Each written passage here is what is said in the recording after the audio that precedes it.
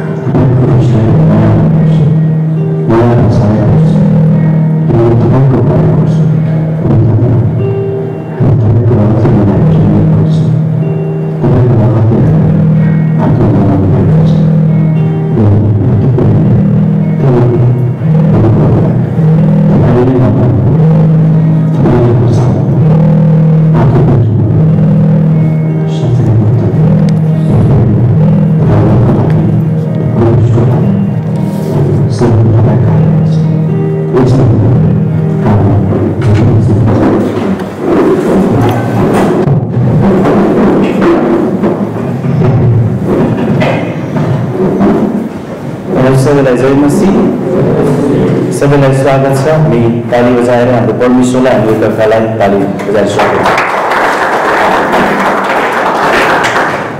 पहिलो पटक नयाँ टोलमा भए पनि हामी नयाँ गरी फेरि आएका छौँ र हाम्रो बिचमा सूचनाहरू यथावतै छन् र विशेष ध्यान दिनुपर्ने सूचना चाहिँ कन्फरेन्सको छ कि अक्टोबर 11, 12, 13 तारिक कन्फरेन्स हुँदैछ। यो चाड महान चाड हाम्रो आउँदैछ।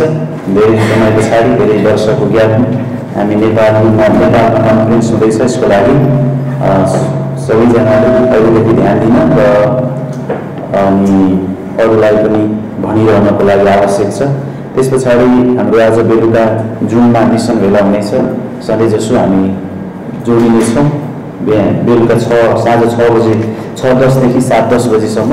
त्यस पछाडि दिदीबहिनी सङ्गति पनि हुनेछ अनि भोलि बिहिबार र प्रार्थना सङ्गति हुनेछ बेलुका 6:30 बजीदेखि 7:30 बजीसम्म। अनि त्यसै गरी शुक्रबारको दिनमा सुसमाचार प्रचार हुनेछ 4 देखि 5 बजीसम्म। शनिबारको दिनमा 2वटा सेवा भइरहेको छ 9 बजीदेखि र 11 बजीदेखि। त्यस पछाडि सोमबारको दिनमा घरेलु सङ्गति बेलुका 7 देखि 8 बजीसम्म हुने गर्छ जुममा। यसमा पनि हजुरहरू जोडिनु सक्नुहुन्छ, जोडिरहनु भएको छ। मङ्गलबारको दिनमा प्रेमको सन्देश रेडियो कार्यक्रम रेडियो नेपालबाट प्रसारण भइरहेको छ र बिचमा अरू कतिवटा सङ्गतिहरू भइरहेका छन्। बाइबल कलेज पनि अन्तिम चरणमा छ। यो सबै सूचनालाई ध्यान दिँदै हामी अहिले छोटो एउटा खण्डबाट हेर्नेछौँ। हामी यशायाको पुस्तकबाट हेर्छौँ। यशाया 40 अध्यायको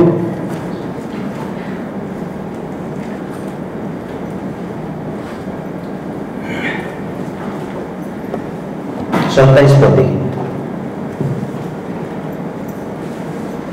हे याकूब, मेरो मार्ग परमप्रभुबाट लुकेको छ र मेरो न्याय मेरो परमेश्वरबाट हटेर गइसकेको छ भने तिमी किन भन्छौ? अनि हे इजरायल, तिमी किन यस्तो बोल्छौ? परमप्रभु सनातनका परमेश्वर, सारा पृथ्वीका सृष्टिकर्ता न बल्याउनु हुनुहुन्छ न थाक्नुहुन्छ भने के तिमीले जानेका छैनौ अथवा के तिमीले सुनेका छैनौ? उहाँको समाज पत्ता नलाई नसक्नुको छ। उहाँले लल्यालु भएकोलाई शक्ति दिनुहुन्छ अनि बलहीनलाई उहाँले बल बढाइदिनुहुन्छ। जवानहरू पनि लल्यालु हुनेछन् र थाक्नेछन् अनि जवान मानिसहरू बिल्कुलै ठेस खाएर लड्नेछन्। तर परमप्रभुको बाटो उनीहरू चाहिँ नयाँ बल पाउँदै जानेछन्। उनीहरू चिलहरू चाहिँ पखेटाले उँभो चढ्नेछन्। उनीहरू दौड्नेछन् र थकित हुने छैन। उनीहरू हिँड्नेछन् र लल्यालु हुने छैन। है। यो खण्डलाई हामीले पढ्दै गर्दाखेरि हामी एउटा थकानबाट विश्राम भन्ने विषयमा हेर्न सक्छौँ होइन। थकानबाट विश्राम भन्ने विषयमा हामी हेर्न सक्छौँ। सारा दुनियाँ संसार थकित छ, विभिन्न कुराद्वारा विभिन्न कारणद्वारा संसार थकित छ। तपाईँ हामी पनि थकित हुन सक्छौँ होइन। अनि हामी हाम्रो जिम्मेवारीहरूमा थाकिरहेको हुन सक्छौँ। अनि कति मेहनत गर्नु, कति काम गर्नु भनेर हामी थाकिरहेको हुन सक्छौँ। हाम्रो बोझ हामी उठाउँदा उठाउँदा हामी थाकिरहेको हुन सक्छौँ। अनि प्रभु यीशु ख्रीष्टले पनि मत्ती 11 अध्यायको 28मा 29मा भन्नुहुन्छ, यो सबै थाकेका र बोझले दबिएका हो म कहाँ आओ। विश्राम चाहिँ उहाँमा छ, विश्राम चाहिँ परमेश्वरमा छ। उहाँ चाहिँ ललाइलो हुनुहुन्न, उहाँ चाहिँ थाक्नुहुन्न भन्ने कुरा हामी यहाँ देख्न सक्दछौँ। 2-3 कुराहरू परमेश्वरले भन्नुभएको हामी देख्न सक्छौँ कि पहिलो 27 पदमा होइन, हामीले गुनासो गर्नु पर्दैन परमेश्वरसँग, किनकि उहाँले हाम्रो वास्ता गर्नुहुन्छ भनेर हामी देख्न सक्छौँ होइन। परमेश्वर हामीलाई वास्ता गर्नुहुन्छ। अनि यो परमेश्वर किन मानिसका सन्तानलाई चाहिँ धेरै वास्ता गर्नुहुन्छ भजन सङ्ग्रह 8:4मा। अनि त्यहाँ क्वेसन छ होइन। अनि अरू पनि 144 भजन सङ्ग्रहमा 3 पदमा पनि त्यस्तै छ, परमेश्वर मानिसलाई वास्ता गर्नुहुन्छ। अनि अय्युब 7:17मा पनि हेर्नु भने नि परमेश्वर मानिसका सन्तानलाई दृष्टि लाउनुहुन्छ, वास्ता गर्नुहुन्छ। किनकि उहाँको आफ्नै स्वरूपमा सृष्टि भएको मानिसलाई। अनि मानिस थाक्छ, मानिस एकदमै लैलाटोलुप हुन्छ, मानिस लोड्छ, मानिस विफल हुन्छ, त्यो परमेश्वरलाई थाहा छ। अनि तर परमेश्वरले भन्नुहुन्छ मलाई हेर होइन, म तिमीहरूलाई फेरि शक्ति दिन्छु, म फेरि तिमीहरूलाई उठाउन सक्छु।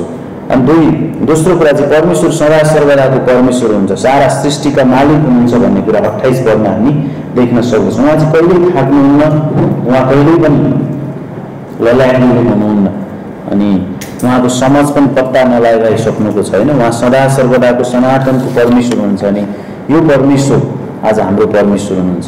अनि त्यो परमेश्वरमा भरोसा गर्ने, उहाँको बाटो हेर्ने हामीहरू चाहिँ अनि कहिले पनि होइन आफूमै आफूलाई सीमित राख्दैनौँ कि हामी उहाँलाई हेर्छौँ र हामी अगाडि बढ्छौँ। अर्को कुरा चाहिँ परमेश्वर हैरान कहिले हुनुहुन्न, थकित कहिले हुनुहुन्न भन्ने कुरा होइन। उहाँ न उठ्नुहुन्छ न सुत्नुहुन्छ, भजन सङ्ग्रह 121 अनुसार उहाँ चाहिँ सधैँभरि जागा रहनुहुन्छ हामीहरूलाई। अनि परमेश्वर हाम्रो अदृश्य पाहुना पनि हुनुहुन्छ, हाम्रो घरको, हाम्रो व्यक्तिगत जीवनको उहाँ अदृश्य एउटा पाहुना, जहिले पनि परमेश्वर हामीसँग हुनुहुन्छ, हाम्रो साथमा हुनुहुन्छ। अनि त्यो कुरा कतिपटक हामी व्यवहारिक जीवनमा भुल्न पुग्दछौँ। हाम्रा विभिन्न चिन्ताहरूले, हाम्रा विभिन्न प्रकारका बोझाहरूले, विभिन्न समस्याहरूले, रोग बिमारहरूले त्यो कुराहरू हामीलाई बिर्साइदिँदछ। अनि हामीले यो सम्झेको परमेश्वर चाहनुहुन्छ कि उहाँ हाम्रो साथमा हुनुहुन्छ। अनि जवानहरू पनि थाक्छन् भन्ने कुरा हामी यहाँ देख्छौँ। जवानहरू पनि थाक्छन् होइन, ठेस खान्छन्, तर परमप्रभुमा आशा गर्नेहरू, बाटो हेर्नेहरू चाहिँ कहिले पनि त्यो हुँदैन, झन् नयाँ बल पाउँदै जानेछन् भनेर 30 र 31 पदले बताउँदछ। अनि धेरै मानिसहरू शारीरिक रूपमा होइन थाक्दछन्। प्राकृतिक थकानहरू पनि त्यस्ता हुन्छन्, जस्तो होइन असफलताले मान्छे, गिरावटले मान्छे, ग्लानीले, पापले, आफ्नो डिजायर, आफ्नो इच्छा चाहना पुरा नहुँदा, असफलता हुँदाखेरि होइन, परीक्षा पर्दा, परिस्थितिहरू बिग्रिएर होइन प्रतिकूल बन्दा, त्यस पछाडि बिमारी भइराख्दा, अनि पुरानो पापी स्वभावले सोच्दाखेरि पनि होइन मानिसहरू थाकिरहेका हुन सक्छन्। अर्को एउटा यस्तो थकान पनि छ जो चाहिँ मानिसहरू आत्मिक रूपमा थाक्छन्। आत्मिक रूपमा सेवा गर्दा, सेवकाई गर्दा, सुसमाचार प्रचार गर्दा, बाइबल पढ्दा, प्रार्थना गर्दा कति गर्नु होइन, यसरी पनि मानिसहरू 4 वर्ष भइसक्यो, 6 वर्ष भइसक्यो पढेको, 20 वर्ष भइसक्यो, बाइबल कलेजमा 3 वर्ष भइसक्यो होइन, अब कति वर्ष, कति पढ्ने, कति प्रचार गर्ने भनेर पनि मानिसहरू थाक्ने गर्दछन्। अनि यो थकाइ होइन, यो खालको थकाइले परमेश्वरप्रति विश्वासयोग्य भइरहन गाह्रो भइरहेको हुन्छ मानिसलाई धेरै पटक। कोही क्षमा दिनलाई थाकिरहेका हुन्छन्, कतिपटक कति क्षमा दिनु भनेर थाकिरहेको पनि हुन सक्छन्। अनि क्रुस उठाउन पनि थाकिरहेको हामी देख्छौँ कति मानिसहरू, कति होइन यो प्रकारले। अनि धेरै कुराले मानिसहरू थाक्छन्। तर जब थाक्छौँ हामी भने त्यसको सोल्युसन, त्यसको समाधान चाहिँ परमेश्वर हुनुहुन्छ भन्ने कुरा हामीले भुल्नु हुँदैन। र 2-4 कुराहरू अरू बताएर म अन्त गर्न चाहन्छु यसलाई। हामी किन यसरी थाकिरहेको त होइन, किन थाकिरहेको भन्दाखेरि केही यस्ता कुराहरू छन् जो चाहिँ जब हामी आत्मिक कुरालाई हाम्रो पुरानै स्वभावमा, हाम्रो आफ्नै ट्यालेन्टमा, हाम्रो आफ्नै खुबीमा अनि आत्मिक कुराहरू हामी गर्न खोज्छौँ भने हामी थाक्छौँ। आफूमा निर्भर भएर गर्छौँ भने चाहिँ हामी थाक्छौँ। तर हामी कसमा निर्भर हुनुपर्ने थियो? परमेश्वरमा। कसमा निर्भर हुनुपर्ने हो? परमेश्वरमा। यसरी गर्नु भने हामी थाक्दैनौँ। अर्को कुरा चाहिँ जब हामी मानिसहरूलाई खुसी पार्न देखाउनको निम्ति आत्मिक अभ्यासहरू गर्छौँ भने हामी थाक्न सक्छौँ होइन। मानिसहरूलाई खुसी पार्न देखाउनको लागि पास्टरले यो कुरा होइन मैले गरेको देख्नु भएन भने उहाँको अगाडि मैले गएर देखाउनुपर्छ, अर्थात् मेरो बुवालाई देखाउनुपर्छ, मेरो मभन्दा माथिको को व्यक्ति छ जसले मलाई कभरिङ गर्छ अथवा मलाई अलिकति गाइड गरिराखेको छ उसलाई खुसी पार्न मात्रै म गर्छु भन्ने हिसाबले हामी यदि गर्छौँ भनेदेखि चाहिँ हामी थाक्छौँ। जस्तै प्रार्थना गरेर देखाउने अनि बाइबल पढेको देखाउने, ड्याडी आउन आफ्नो बाइबल पढेर देखाउँ भन्ने बालबच्चाले होला होइन, श्रीमतीले श्रीमान आउनु लाग्यो भने त्यस कारण बाइबल पढ्ने, यस्ता कुराहरू कतिचोटि हामी यो खालको अभ्यासहरू हामी गर्छौँ भनेदेखि हामी साँच्चै थाक्छौँ। सङ्गति पनि होइन, त्यसरी नै हामी सङ्गति गर्न आएन भने पास्टर रिसाउनुहुन्छ, अगुवा रिसाउनुहुन्छ भन्ने खालको यो भयो भने जब हामी मानिसहरूलाई खुसी पार्नको निम्ति यसो गर्छौँ भनेदेखि हामी अनि थाक्छौँ होइन। मेरो धार्मिकता होइन देखाउन मैले खोज्छु भने म थाक्छु। अनि अर्को कुरा चाहिँ जब म आफूले आफूलाई बदल्न खोज्छु, परिवर्तन गर्न खोज्छु अनि म थाक्न सक्छु होइन। म आफै मेरो कोसिसले म परिवर्तन गर्न मलाई सक्दिनँ। धेरै मान्छेले भन्ने गर्छन् विश्वासीहरूले म हिजो खत्तम थिएँ आज अलिकति राम्रो हुन कोसिस गरिरहेको छु भने कोसिसले गर्दा मान्छे थाक्छ। त्यसैले राम्रो देखिन आफूलाई परिवर्तन गर्न आफै खोज्यो भने अनि मान्छे थाक्छ। कति दिन त्यसरी गर्ला होइन, 10 दिन सक्ला, 20 दिन सक्ला, महिना दिन थाक्दैन मान्छे। त्यसैले यो कुरा छ होइन। प्रेम गर्न म आफै, क्षमा दिन म होइन त्यो प्रकारले गर्छु भनेदेखि झन् अर्को चाहिँ मेरो बोझ म आफै उठाउन चाहन्छु भने म थाक्छु। मेरो बोझ चाहिँ जहिले पनि मैले क्रुसमा लगाएर राख्छु, ख्रिस्टमा राख्छु उहाँले। त्यसैले मेरो बोझ म आफै उठाउन थाल्यो भने म थाक्छु। त्यसले मलाई थकाउँछ, धेरै थकाउँछ। म उहाँलाई सुम्पन्छु किनभने उहाँले मेरो वास्ता गर्नुहुन्छ। पहिलो पत्रुस 5:7। अन्तिम कुरा चाहिँ म एक्लै छु होइन। एक्लोपन जब ममा आउन थाल्दछ, ममा हाबी हुन थाल्दछ भने एक्लोपनले पनि थकाउँदछ। एक्लोपनले हामी सोध्छौँ मेरो कोही छैन होइन, मलाई कसैले साथ दिँदैन, जे गर्नुपर्छ मैले गर्नुपर्छ, यो व्यवहार मैले टार्नुपर्छ, मेरो जस्तो समस्या कसैलाई छैन, मेरो जस्तो बिमार रोगहरू कसैलाई छैन, मैले जे जति समस्या जीवनमा भोगेँ यस्तो त कसैले भोगेको छैन होला भनेर एक्लो महसुस गर्नु होइन। एक्लो महसुस गर्यो भने यसरी हामीले सोच्यौँ भने हामी थाक्छौँ। त्यसैले विश्वासले यो सोच्नुपर्छ कि मेरो साथमा जहिले पनि परमेश्वर हुनुहुन्छ, उहाँका मानिसहरू छन्, परमेश्वर हुनुहुन्छ, उहाँका मानिसहरू छन्। केवल मेरो सोचाइ मात्रै हो, कमजोर के भन्छ त्यो मानसिकताको उपज हो त्यो चाहिँ। त्यसैले यो कुराबाट हामी भाग्न जरुरी छ र मेरो जीवनमा परमेश्वरको कार्य छ। मैले यसरी हेर्न जरुरी छ, मेरो जीवनमा परमेश्वरको कार्य छ, मेरो साथमा परमेश्वर हुनुहुन्छ, मेरो सबै बोझा उहाँले उठाइसक्नु भएको छ र अब पनि उठाउन तयार हुनुहुन्छ दिनदिनको जीवनमा। त्यस पछाडि म एक्लो छैन, मेरो वरिपरि चारैतिर परमेश्वर र होइन मानिसहरू छन्, आत्मिक जनहरू छन्। अनि यसरी हामीले सोच्यौँ भने उहाँले मलाई प्रेम गर्नुभएको छ, उहाँ मेरो साथमा हुनुहुन्छ अनि हामी थकानबाट विश्राम लिन सक्छौँ। परमेश्वरले हामीलाई आशिष दिनुभएको छ। बाँकी समय हामी पास्टर गणेशबाट सुन्नेछौँ र उहाँलाई हामी ताली बजाएर स्वागत गर्छौँ। हामी यो 8 अध्यायको 1देखि 11 पदलाई पढ्नेछौँ। यो 8 अध्यायको 1देखि 11 पदसम्म। तर यसो जैतुन डाँडामा जानुभयो अनि यता बिहानै उहाँ फेरि मन्दिरतिर आउनुभयो अनि सबै मानिसहरू उहाँ कहाँ आए अनि उहाँ बस्नुभयो र तिनीहरूलाई शिक्षा दिनुभयो। अनि शास्त्री र फरिसीहरूले एउटी व्यभिचारमा पक्रिएकी स्त्रीलाई उहाँ कहाँ ल्याए अनि त्यसलाई बीचमा उठाएर तिनीहरूले उहाँलाई भने, हे गुरुज्यू, यो स्त्री व्यभिचार गर्दा गर्दै पक्राउ परेकी हो अनि यस्ताहरू ढुङ्गाले हानिनुपर्छ भनी मूसाले हामीलाई व्यवस्थामा आज्ञा गरेका छन्। तर तपाईँले के भन्नुहुन्छ?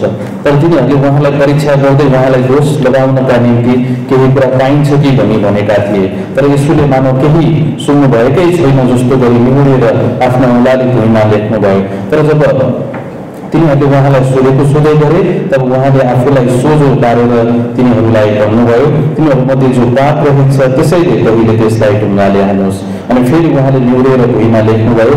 अनि जसले यो कुरा सुने तिनीहरू आफ्नै विवेकद्वारा दोषी ठहरिएर ठुलाबाट सुरु गरेर सानैसम्म एक गर्दै बाहिर गए। अनि यसो एक्लै छाडिनुभयो र बीचमा उभिरहेकी त्यो स्त्री। तब यसुले आफूलाई सोझो पार्नुभयो अनि त्यस स्त्री बाहेक कसैलाई देख्नु भएन। तब उहाँले त्यसलाई भन्नुभयो, हे नारी, तिमीलाई दोष लगाउनेहरू कहाँ छन्? कसैले तिमीलाई दोषी ठहराएन? त्यसले भने कसैले पनि ठहराएन प्रभु। अनि यसुले त्यसलाई भन्नुभयो, म पनि तिमीलाई दोषी ठहराउँदिनँ, जाऊ र अबदेखि पाप नगर। है यो अद्भुत घटनालाई हामी यहाँ छेउ देख्न सक्छौँ। एउटा व्यभिचारमा पक्राउ परेको स्त्रीलाई हामी देख्न सक्छौँ। अनि विशेष गरेर व्यभिचार गर्दै त्यही समयमा नै यो स्त्रीलाई पक्राउ गरिएको भनेर हामी 3 पदमा पाउन सक्छौँ।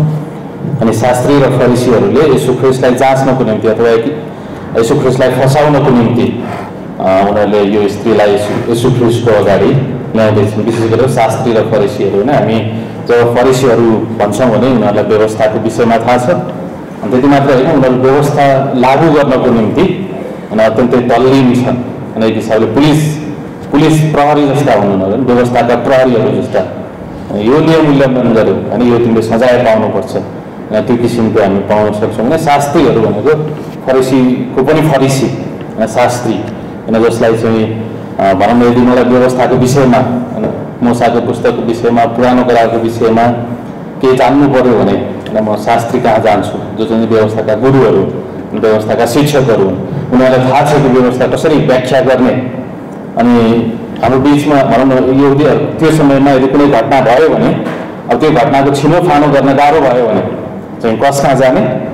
अब यो घटना भयो, यो घटनाको छिनोफानो गर्न हामीलाई गाह्रो भयो।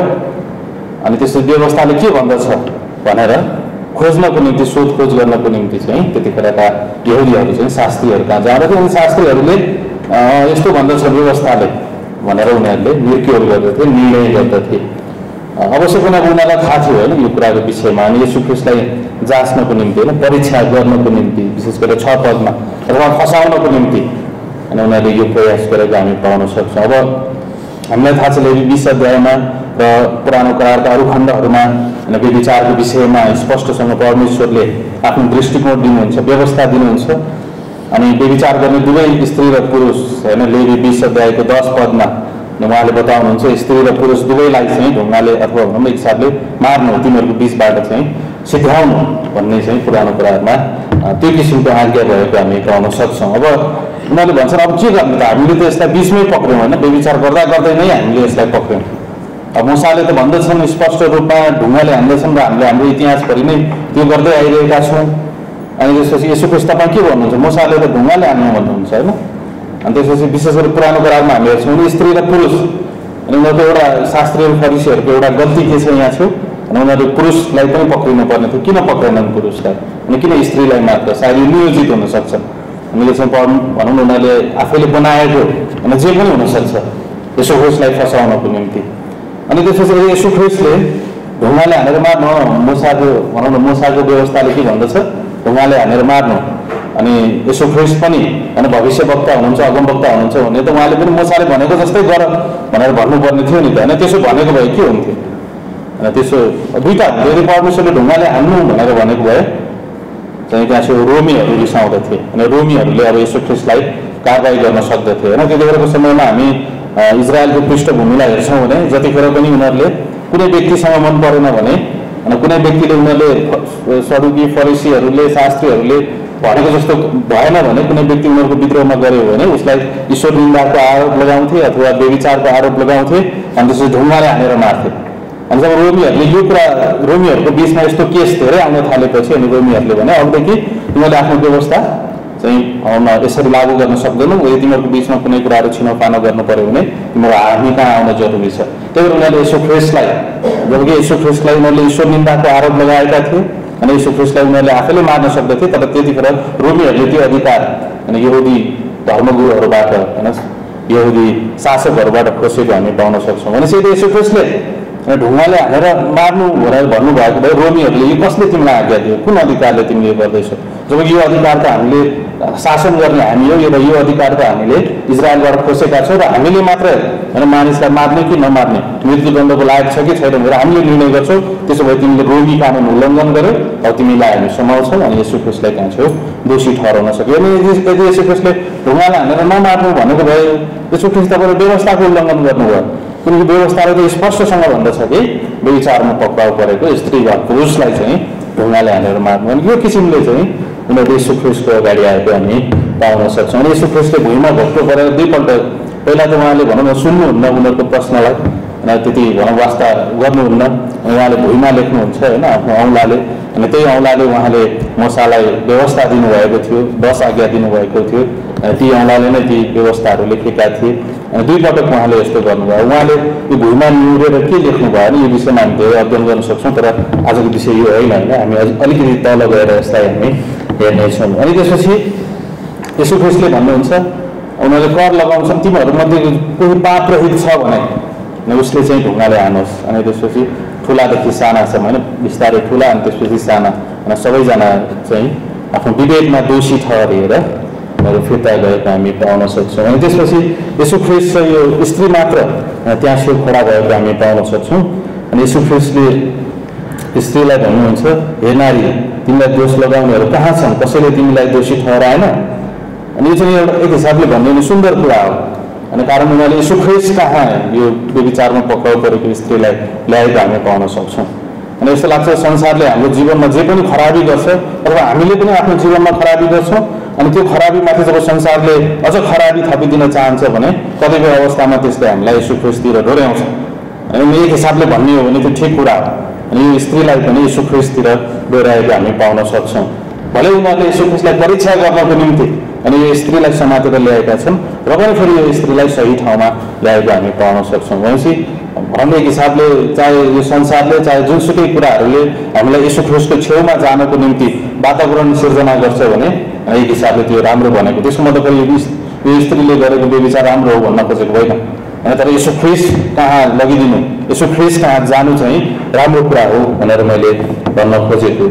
अनि त्यसपछि त्यो स्त्रीले भन्छ कसैले पनि मलाई ठहराएन प्रभु, दोषी ठहराएन। अनि यसोले त्यसलाई भन्नुभयो, अनि जबकि म चाहिँ तिमीलाई दोषी ठहराउन सक्छु, जबकि मैले चाहिँ कहिले पनि पाप गरेको छैन, यदि दोषी ठहराउने योग्यको चाहिँ म मात्रै छु, ढुङ्गाले हान्ने योग्यको म मात्रै छु, र पनि म तिमीलाई दोषी ठहराउँदिनँ। अनि जाऊ र अबदेखि पाप नगर भनेर यीशु ख्रिस्टले भन्नुभएको हामी पाउन सक्छौँ। अनि उहाँले भनौँ न तिमीले व्यभिचार गर्यो ठिक गर्यो भन्नु भएन। उहाँले जबकि उहाँले यो पापलाई माफ गर्नुहुन्छ, यो पापलाई उहाँले क्षमा गर्नुहुन्छ, यही पापको निम्ति यीशु ख्रिस्ट क्रुसमा मर्नुहुन्छ, र पनि उहाँले क्षमा भयो होइन त्यो किसिमको, जबकि त्यो भयो त्यो वास्तविकता हो। उहाँले यो व्यभिचारको यो पापलाई चाहिँ प्रशय दिनुभएको हामी पाउँदैनौँ। अनि जब हामी आत्मिक जीवनमा विशेष गरेर 3वटा पापमा आफैलाई तल्लीन गराउँछौँ भने परमेश्वरले अत्यन्तै चाँडो छिनोफानो गर्नुहुन्छ। एउटा चाहिँ सुधार्मिकताको पाप, जब हामी सुधार्मिकताको पापमा जिउँछौँ भने परमेश्वरले अत्यन्तै चाँडो त्यसको छिनोफानो गर्नुहुन्छ। विशेष गरेर जब हामी आफैलाई अगुवा भन्छौँ भने होइन, जब हामी आफैले नेतृत्व गर्ने व्यक्ति भन्छौँ भने विशेष गरेर सुधार्मिकताको पापमा परमेश्वरले अत्यन्तै चाँडो छिनोफानो गर्नुहुन्छ। मैले भन्न खोजेको नरक लानुहुन्छ भन्न खोजेको होइन, तत्कालै मारिदिइहाल्नुहुन्छ भन्न खोजेको होइन, तर परमेश्वरले कुनै न कुनै तरिकाले त्यसलाई छिनोफानो गर्नुहुन्छ। यदि म सुधार्मिकतामा निरन्तर जिइराखेँ भने परमेश्वरले आफ्नो अनुशासनका चरणहरू र सँगै फेरि उहाँले छिनोफानो गर्न थाल्नुहुन्छ अरू पापहरूभन्दा। अनि यो 3वटा पापमा चाहिँ अझ अलिकति चाँडो अनि परमेश्वरले छिनोफानो गर्न थाल्नुहुन्छ। पहिलो चाहिँ सुधार्मिकता हो, अनि जब हामी सुधार्मिकताबाट अभिप्रेरित भएर दोस्रो अनि घमण्डमा हामी जिउँछौँ भने अनि घमण्डलाई पनि परमेश्वरले अत्यन्तै चाँडो के गर्नुहुन्छ, छिनोफानो गर्नुहुन्छ। जब हामी भनौँ परमेश्वरभन्दा माथि आफैलाई उचाल्न खोज्छौँ र परमेश्वरका जनहरूभन्दा माथि आफैलाई, परमेश्वरको वचनहरूभन्दा आफैलाई माथि उछाल्ने प्रयास गरेर निरन्तर जिउने प्रयास गर्छौँ भने परमेश्वरले त्यो अत्यन्तै चाँडो छिनोफानो गर्नुहुन्छ भनेपछि। अनि तेस्रो चाहिँ व्यभिचार, अनि व्यभिचार पनि अब कसैले भन्ला कि म यो स्त्रीले जस्तो मैले व्यभिचार गरेको छैन भनेर कसैले भन्ला, तर म आफैलाई जब हेर्छु भन्दा यो स्त्रीभन्दा पनि ठुलो पापी चाहिँ म आफैलाई देख्छु। अनि कतिपय पापहरू तपाईँहरूलाई थाहा छैन मेरो पाप हो, मेरो श्रीमतीलाई पनि थाहा छैन मेरो पापहरू, कतिपय अवस्थामा त मैले पनि बिर्सिसकेँ, तर म जब हेर्छु भने आफैलाई यो स्त्रीभन्दा पनि ठुलो पापी त म आफैलाई देख्छु। यो चाहिँ एक हिसाबले भनौँ न अत्यन्तै सुन्दर कुरा रहेको हामी देख्छौँ। अनि व्यभिचारको पापलाई पनि परमेश्वरले अत्यन्तै चाँडो छिनोफानो गर्नुहुन्छ। अनि त्यही जब हामी पहिलो कोरिन्थीको पुस्तकमा जान्छौँ भने त्यहाँ चाहिँ दुईवटा कुरादेखि विश्वासीलाई भाग्नको निम्ति, वास्तवमा नयाँ करारले यो दुईवटा कुराहरूदेखि भाग्नको निम्ति विश्वासीहरूलाई प्रेरित गर्दछ। एउटा चाहिँ मूर्ति पूजादेखि भाग भनेर विश्वासीलाई भनेको चाहिँ हामीलाई थाहा छ त्यो मूर्ति पूजा के हो।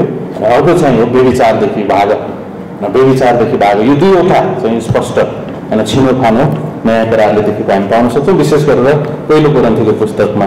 अनि जब हामी यसो ख्रिस्टले भन्नुहुन्छ पाप नगर होइन, उहाँले छिनोफानो गर्नुभयो। अनि मलाई यस्तो लाग्छ जुन धेरै प्रचारकहरूले भनेको पनि हामी पाउँछौँ, यो स्त्रीले फेरि त्यही पाप कहिले पनि दोहोऱ्याइन। अनि जसरी उराउ पुत्र अब कहिले पनि आफ्नो पिताको घरलाई छोडेर ऊ जाने छैन, कारण उनले संसारमा भोगिसक्यो। अनि त्यसरी नै यो स्त्री पनि मृत्युको नजिक पुगेर, उनको व्यभिचारको पापले मृत्युको नजिक पुगेर उनी क्षमापनद्वारा अब अनुग्रहमा स्थापित छन्। अनि उनले अरू पापहरू गर्छन्। अनि कुनै पनि मानिस पाप रहित भइराख्न सक्दैन, कुनै पनि विश्वासी पाप रहित भइराख्न सक्दैन। तर जुन यो गम्भीर पाप छ, अब यसलाई चाहिँ हामी भनौँ अन्दाज गर्न सक्छौँ, भन्न सक्छौँ। र धेरै प्रचारकहरूले यसरी नै व्याख्या गरेका छन् कि अब यो स्त्रीले यो पापलाई दोहोऱ्याउँदिन, यो पापलाई चाहिँ दोहोऱ्याउँदैन। उनले सायद अरू पापहरू, झुट बोल्ने पापहरू होइन, तर चाहिँ भनौँ न अरू साधारण पापहरू उनले गर्छन् होला, यही पाप चाहिँ उनले यसलाई दोहोऱ्याउँदैन। अनि पापप्रतिको परमेश्वरको दृष्टिकोण पनि त्यही हो। अनि जब पनि परमेश्वरले पापलाई हेर्नुहुन्छ भने उहाँले विश्वासीलाई पनि भन्नुहुन्छ पाप नगर। होइन जब हामी पहिलो यूहन्ना 2:1 हेर्छौँ भने त्यहाँ पनि भन्नुहुन्छ पाप नगर। यदि पाप गरिहाल्यो भने पनि हाम्रो बिचमा एकजना वकिल हुनुहुन्छ र उहाँको पहिलो दृष्टिकोण भनेको चाहिँ पाप नगर भनेर पहिलो यूहन्ना 2:1 बताएको हामी पाउन सक्छौँ। सँगै फेरि लेवी 4:13 हामी पाउन सक्छौँ। अनि पहिलो कोरिन्थी 15:34 हामी पाउन सक्छौँ। र त्यसपछि यही यूहन्ना 8 पनि हामी येशू ख्रिस्टले व्यभिचारमा पक्राउ परेको स्त्रीलाई पाप अब यो पाप चाहिँ नगर भनेर उहाँले उत्साह दिनुभएको हामी पाउन सक्छौँ। भन्नु मतलब अब हामी अनुग्रहमा जिउन जरुरी छ। अनि जब म आफैलाई पापको बन्धनमा पाउँछु भने परमेश्वरको अनुग्रह त्यहाँ छेउ प्रशस्त छ। अनि येशू ख्रिस्टको रगत त्यहाँ छेउ प्रशस्त छ। येशू ख्रिस्टले हामीलाई मार्ग प्रशस्त गर्नुभएको छ। अब म फेरि आजैबाट एउटा नयाँ जीवन, चाहे त्यो जुनसुकै कुराहरू किन नहोस्, होइन परमेश्वरको चरित्रसँग, परमेश्वरको बोलावटसँग, परमेश्वरले जुन मार्गमा मलाई डोर्याउँदै हुनुहुन्छ त्यो मार्गसँग विरोधाभास हुने कुरालाई म परमेश्वरको अनुग्रहद्वारा आजदेखि नै त्यसलाई परित्याग गरेर परमेश्वरको राजमार्गमा म हिँड्न सक्छु। अनि हिजोसम्म सायद म परमेश्वरको निम्ति जिइरहेको थिइनँ भने अनि अब म त्यो ग्लानीमा म जिइराख्न सक्दिनँ, तर म आजबाट अहिलेबाट होइन परमेश्वरको पछि हिँड्न सक्छु। अनि त्यसले चाहिँ विश्वासी जीवनलाई सुन्दर बनाउँछ। हेर्नुहोस् त, यदि हिजोसम्म अघिसम्म म परमेश्वरको पछि हिँडिरहेको छैन भने अब अहिले चाहिँ म परमेश्वरको पछाडि हिँड्न सक्छु। अनि यो चाहिँ परमेश्वरको महान अनुग्रह हो। प्रभु हामी धन्यवाद दिन्छौँ यो समयको निम्ति। बाँकी कुरा तपाईँको हातमा राख्दै माग्छौँ प्रभु येशू ख्रिस्टको नाममा, आमेन। हुन्छ पास्टरलाई हामी कार्य जान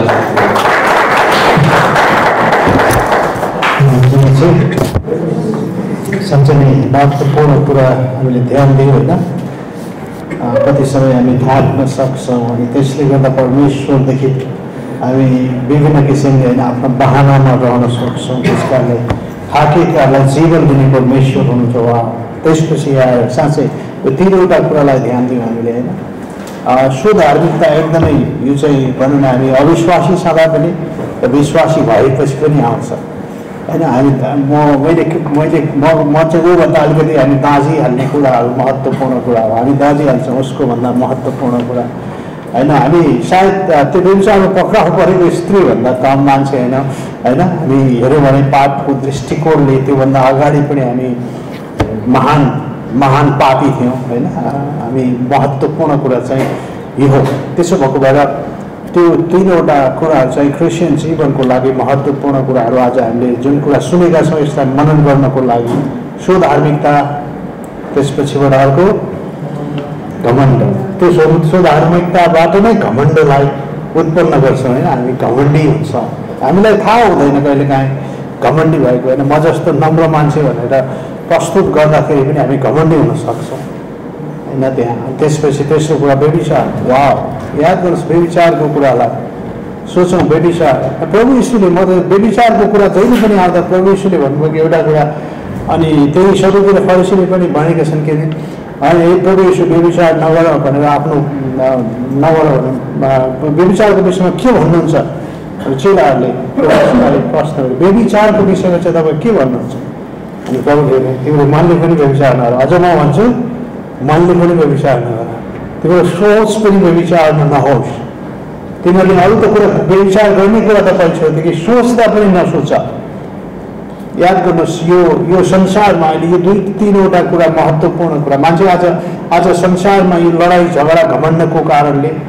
भनौँ आफूसँग भएका यी कुराहरूले गर्दा संसारमा अहिले यी किसिमका परिस्थितिहरू सृजना भइरहेका छन् अहिले यी परिस्थितिहरू होइन रसिया युक्रेनको वार दुवैजनाले त्यही भन्छ घमण्ड होइन दुवैजनाले होला होइन मेरो कुरा ठिक छ रसियाले होला अनि युक्रेनले होला त्यही भन्छ अमेरिका चाइना अनि हाम्रो देशका अरू नेताहरूको बिचमा यी सबै कुराहरू चाहिँ हेऱ्यौँ भने यसले चाहिँ हामीलाई चाहिँ स्वधार्मिकता भनौँ या भनौँ घमण्ड यसले चाहिँ गर्दाखेरि धेरै कुराहरू गरेको छ त्यस कारण यो कुरालाई विचार गर्नको लागि होइन हामीले प्रसङ्ग रोमी 8 अध्याय के अरे यो 8 अध्याय व्यभिचारमा पढेको स्त्री तर त्यसमा चाहिँ महत्त्वपूर्ण कुरा चाहिँ घमण्ड क्रिस्चियन जीवनको लागि एकदमै खतरा दोस्रो कुरा स्वधार्मिकता र व्यभिचार वा यो कुरा गर्दा हामीले आफूलाई सकेसम्म होइन बाइबलमा गएर परमेश्वरले के भन्नुहुन्छ त्यसलाई विचार गर्नु महत्त्वपूर्ण कुरा हो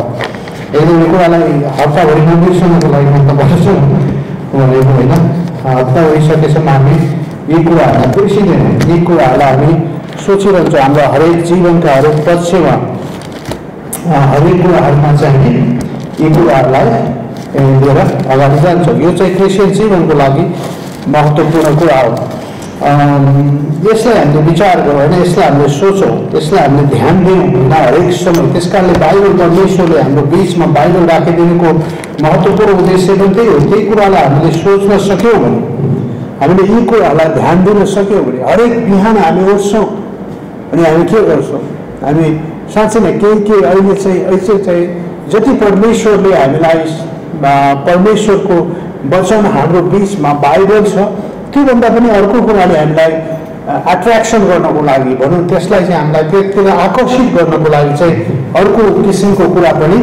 छ जसलाई भनौँ मोबाइलबाट विभिन्न किसिमका कुराहरू हामी देख्न सक्छौँ त्यस कारणले हामी यी कुराहरूबाट जानकार रहनको लागि हरेक बिहान हामी बाइबल अध्ययनमा जानु आवश्यक छ हरेक बिहान हामीले बाइबललाई पल्टाउनु आवश्यक छ हरेक बिहान हामी बाइबललाई ध्यान दिनु आवश्यक छ त्यस कारणले गर्दा यो कुरालाई मैले तपाईँहरूसँग जहिले पनि भन्न खोजेको हरेक बिहान हामी जाउँ परमेश्वरले के सोच्नुहुन्छ मेरो विषयमा परमेश्वरले के भन्नुहुन्छ मेरो विषयमा याद गर्नु क्रिस्चियनहरूको लागि परमेश्वरले के भन्नुहुन्छ यो कुरा जहिले पनि सोच्नु आवश्यक छ जहिले पनि ध्यान दिनु आवश्यक छ बाइबलले के भन्छ मतलब कुनै पनि थियोलोजियनले या भनौँ दार्शनिकले के भन्छ होइन बाइबलले परमेश्वरको सोच त्यस कारण हामी धेरै कुरा दार्शनिकतिर अभिप्रेरित हुने मान्छे घमण्डी मान्छे हो होइन उनीहरूले भन्छ उनीहरूले धेरै कुराहरू गरे र यिनीहरूलाई यो कुरा थाहा छ होइन हामीलाई बाइबलले के भन्छ परमेश्वरले के भन्नुहुन्छ यो महत्त्वपूर्ण कुरा एउटा खण्डलाई म तपाईँहरूको पढ्छु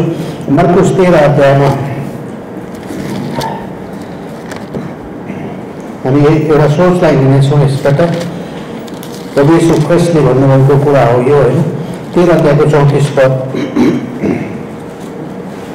किनकि मानिसका पुत्र चाहिँ टाढो देशमा जाने मानिस जस्तै हो जसले आफ्नो घर छोडे र आफ्नो दासहरूलाई अधिकार दिए अनि हरेकलाई आफ्नो आफ्नो काम दिएर ढोकीलाई जागामा बनाएका थिए याद गर्नुहोस् मैले आज तपाईँहरूको अधिकार दिए याद अधिकार यीशु ख्रिस्टले जो चाहिँ हामीले हेऱ्यौँ भनेदेखि चेलाहरूलाई अधिकार दिनुभएको छ उहाँले त्यत्तिकै तिमीहरू जाओ भन्नुभएको छैन जुन मेरो पिताले मलाई जुन कुरा दिनुभएको थियो जुन सामर्थ्य दिनुभएको थियो त्यही कुरा म तिमीहरूलाई दिन्छु अनि तिमीहरू यही अधिकार लिएर जाओ याद यो अधिकारको कुरा गर्ने हो भनेदेखि पुलिसले मान्छेलाई किन समाउन सक्छ गल्ती गर्दाखेरि उसँग के छ अधिकार छ होइन त्यो तपाईँ त मानिस हो तपाईँ चाहिँ किन मानिसहरूलाई समाउन सक्नुहुन्न किन मानिसहरूको न्याय गर्न सक्नुहुन्न किनभने तपाईँसँग मेला अधिकार छैन तर त्यही अधिकार जब म प्रहरीमा जागिर खान्छु अनि मलाई त्यो अधिकार हुन्छ,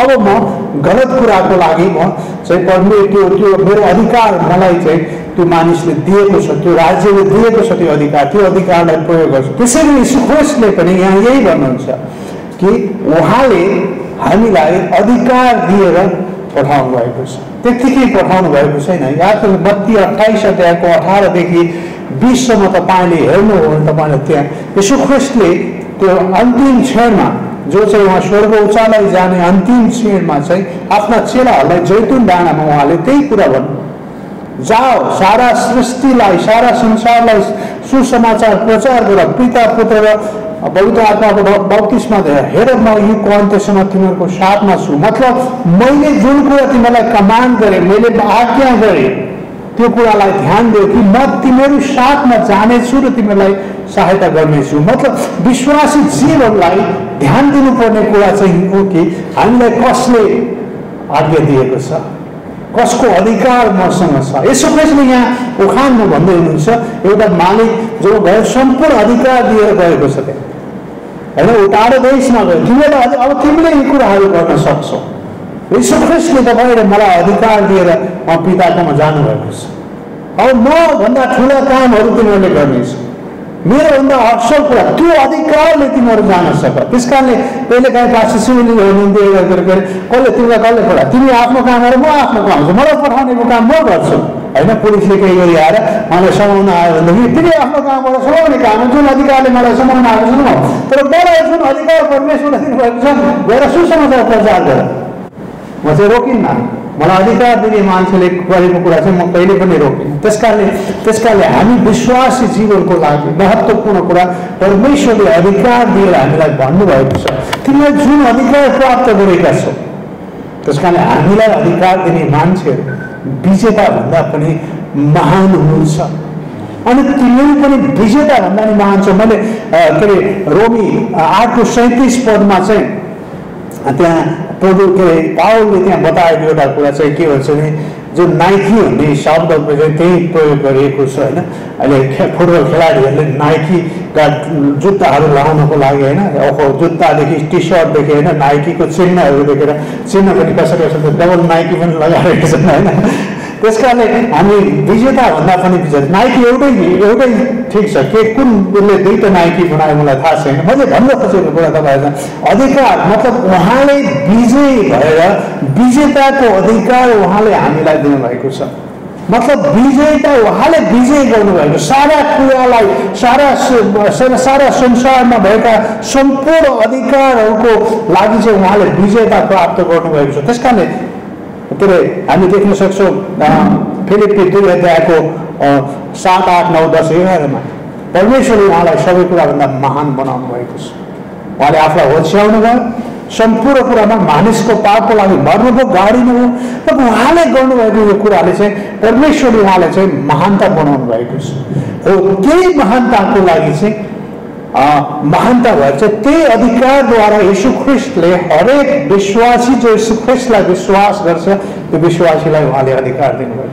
त्यसकारण हामीले यहाँ यीशु ख्रीष्टले आफ्नो चेलाहरूलाई भन्नुभएको एउटा कुरालाई अर्को हेर्न लुका 9 अध्यायमा पनि त्यहाँ यीशु ख्रीष्टले बताउनु, उहाँले त्यत्तिकै बताउनु भएको छ। उहाँ अधिकारकी मान्छे जस्तो सदुकी र फरिसी, अघि हामी गणेश भाइले प्रस्तुत गर्नुभएको कुरा, सदुकी उनीहरू यी कुराहरू जानकार थिए, यी सदुकी र फरिसीलाई यी कुराहरू थाहा थियो। उनीहरूले पनि भन्थे कि होइन यो त अधिकारवाला मानिस जस्तै गरी हामीलाई सिकाउँछ, होइन। यीशु ख्रीष्टले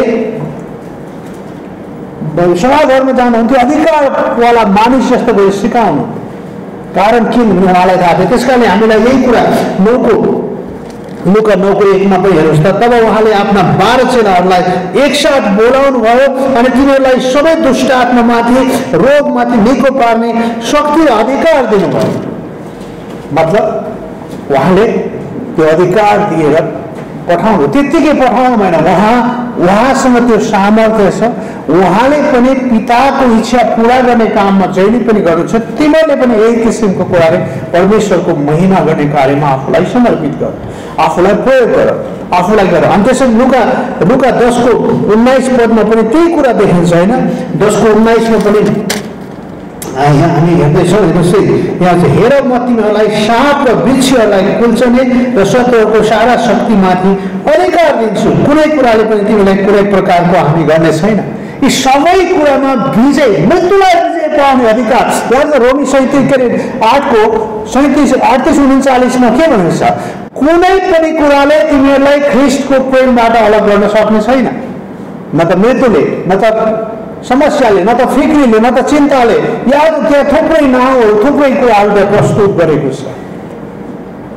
पावलले के भन्छ? है, तिमीलाई कुनै पनि कुराले ख्रिस्टको प्रेमबाट तिमीलाई अलग पार्ने छैन, किनभने यीशु ख्रिस्टले हामीलाई अधिकार दिएर हाम्रो पाप क्षमा गरेर हामीलाई परमेश्वरको परिवारको सदस्य बनाउनु भएको छ।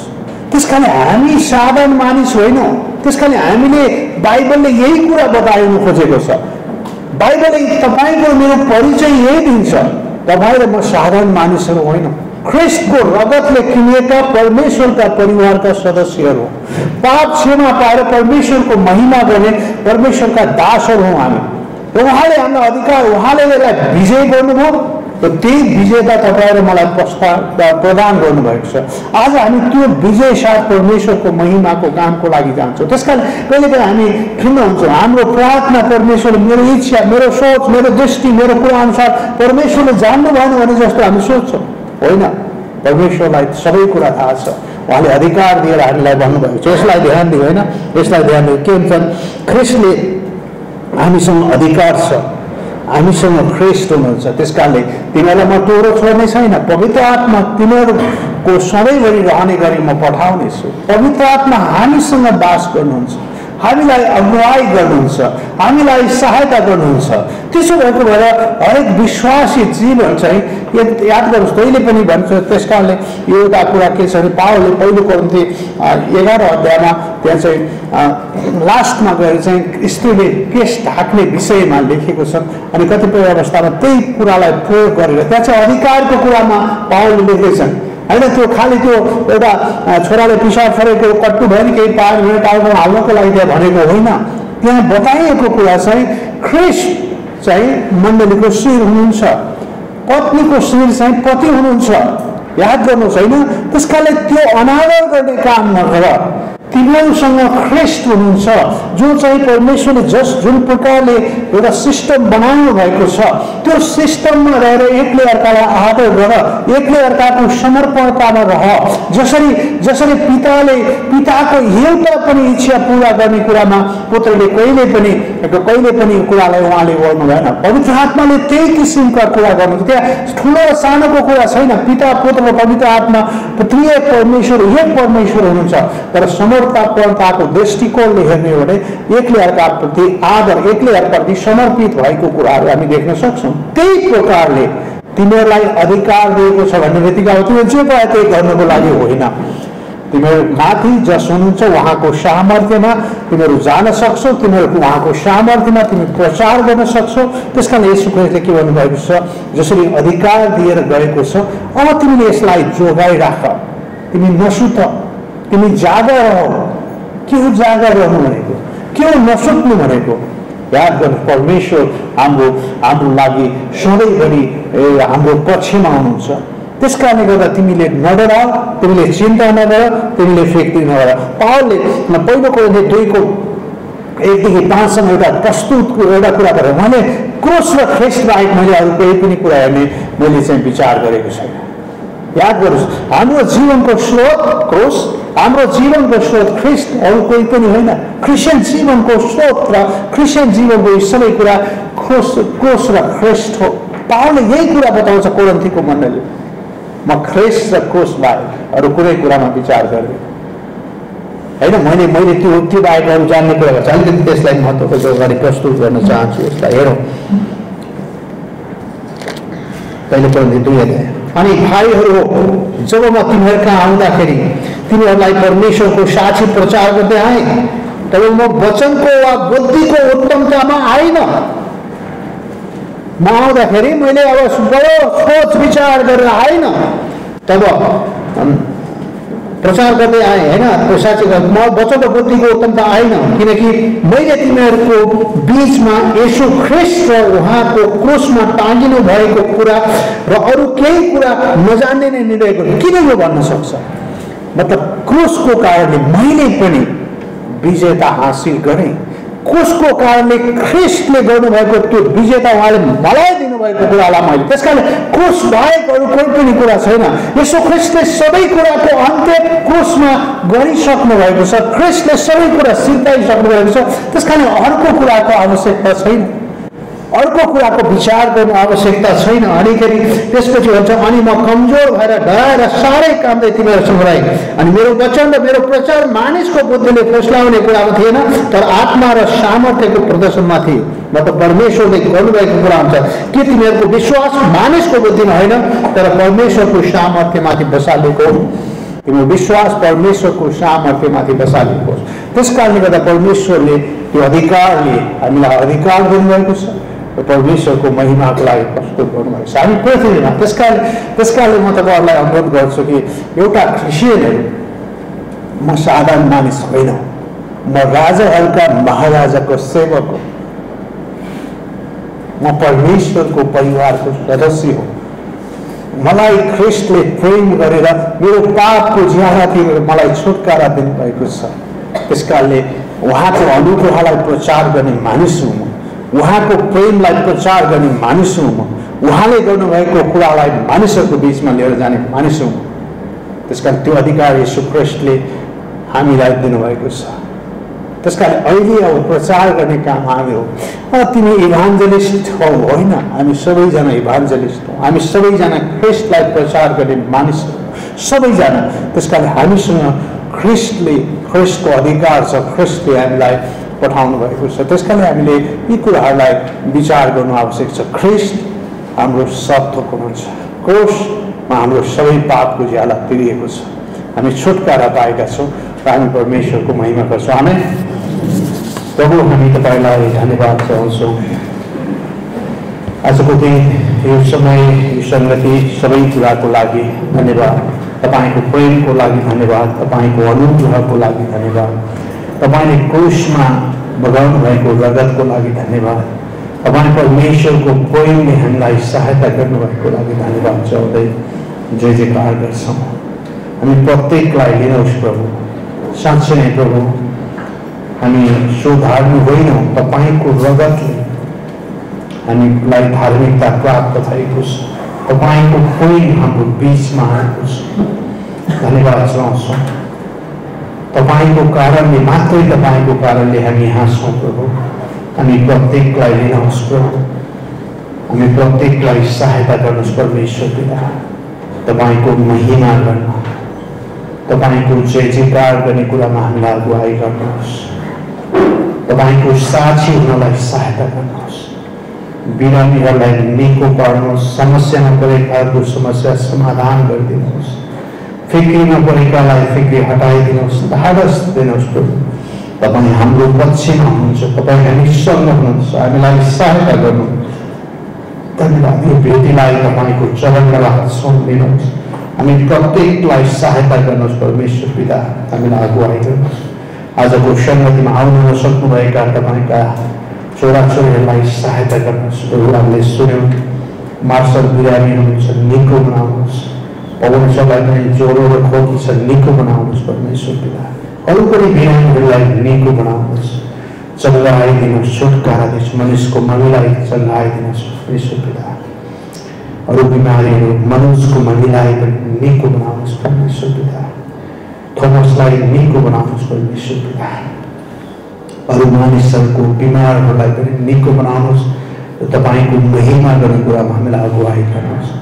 शैतानका युक्तिहरूलाई तपाईँले क्रुसमा खतम गरेर तपाईँको विजयता हामीलाई दिनुभएको छ। हामी तपाईँमा विजयी छौँ र परमेश्वरको महिमा गर्छौँ परमेश्वर पिता। हामीलाई लिनुहोस् परमेश्वर पिता।